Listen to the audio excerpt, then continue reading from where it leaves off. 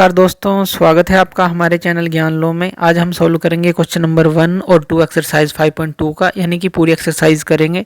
तो ये सिर्फ समझने की एक्सरसाइज है, इसको ध्यान से समझेंगे, थ्योरेटिकल है थोड़ा। तो क्वेश्चन 1 है हमारे पास, हाउ वुड यू री right Euclid's fifth postulate. Euclid का जो फिफ्थ पॉइंट है वो हमें री राइट करना है, उसको अच्छी तरह से समझने के लिए, ताकि हम उसको आसानी से समझ सकें।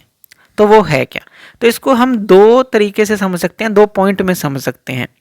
तो पहला जो पॉइंट है, अगर हम एक्सियोम के आधार पर इसको समझें, तो अगर मान लीजिए एक लाइन ए ले लें हम, जैसे कि एक लाइन ए इस तरह से ले लें, और इसी तरह से हम एक दूसरी लाइन ले लें, बी ले लें, एक दूसरी लाइन, यानी कि ये दोनों जो हैं हम पैरेलल लाइन ले लें। तो यहाँ पर हम क्या बोलेंगे, यहाँ पर एक जो लाइन ए है वो पैरेलल लाइन बी के है।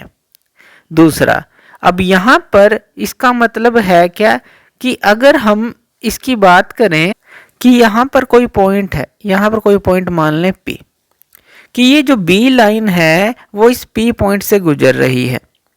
तो अब जो ये P पॉइंट से लाइन गुजर रही है वो तो सिर्फ एक ही लाइन होगी, तो यहाँ पर सिर्फ एक ही लाइन होगी, यहाँ पर वन सच लाइन जो है एक ही होगी। There is only one such line. तो आप यहां पर लिख सकते हैं there is only one such line.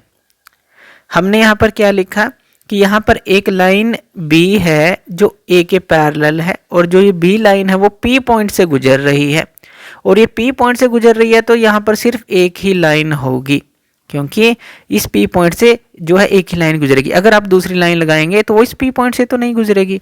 यहाँ पर लगा लें, यहाँ पर लगा लें, कहीं पर भी लगा लें, इसके बिल्कुल पास लगा लें, लेकिन पॉइंट ये पी ही था। जो एक अगर पैरेलल लाइन हमें एक के चाहिए तो इस पॉइंट पी से उसको गुजरना पड़ेगा। तो यहाँ पर इस तरह से आप समझ सकते हैं। पहला पॉइंट लिखेंगे, there is a line through P which is parallel to A, ये हो जाएगी, या कोई भी आप लाइन ले सकते हैं दूसरा। और यहाँ पर there is only one such line, एक ही लाइन वो होगी। तो पहला क्वेश्चन ये हो जाता है। चलिए सेकंड क्वेश्चन ले लेते हैं। सेकंड क्वेश्चन में हमें क्या बताना है, does Euclid's fifth postulate imply the existence of parallel lines. क्या जो फिफ्थ पोस्टुलेट है उसके थ्रू हम पैरेलल लाइन का जो एग्जिस्टेंस है वो उसको बताता है, प्रूव करता है। तो उसी चीज़ को हमें बताना है। तो यहाँ पर भी हम इसको एक फिगर से समझेंगे। मान लेते हैं एक लाइन हमारे पास ये है, और इसी तरह से एक लाइन हम ये मान लेते हैं, मान लीजिए ए लाइन है, यहाँ पर ये बी लाइन है, और इसके ऊपर एक लाइन जो है इसके ऊपर बिल्कुल इसको इंटरसेक्ट करती जा रही है, मान लीजिए सी लाइन है। अब हमें क्या देखना होता है कि ए और बी दोनों पैरेलल लाइन हो, तो उसके लिए हमें क्या देखना होगा, ये जो इसके इंटीरियर एंगल है इस तरफ, ये देखते हैं ये कितने का है। तो ये जो है 90 डिग्री का है, ये भी 90 डिग्री का है।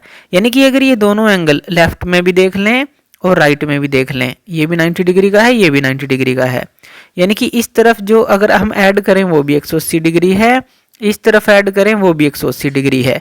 तो इस तरह की जो लाइंस होंगी वो कहीं पर मीट नहीं करेंगी। आगे आप कितना भी बढ़ा लें इसको, कहीं पर भी मीट नहीं करेंगी, क्योंकि ये जो एंगल का जोड़ है लेफ्ट में देख लें राइट में देख लें 180 डिग्री है। लेकिन एक और फिगर लेते हैं, एक लाइन तो इस तरह से ले लेते हैं और एक लाइन जो है इस तरह से ले लेते हैं, और अब इसी तरह से एक और लाइन जो है इनको इंटरसेक्ट करवाते हैं इस तरह से। मान लीजिए ये ए लाइन है, ये बी लाइन है और ये सी लाइन है। अब यहाँ पर देखें जो ये एंगल है, ये जो एंगल है और ये जो ये एंगल है, अब हमें पता है मान लीजिए वन एंगल है, ये टू एंगल है। अगर हम देखें वन प्लस जो टू एंगल है वो लेस देन 180 डिग्री होगा, क्योंकि 90 का तो यह है नहीं, कम है।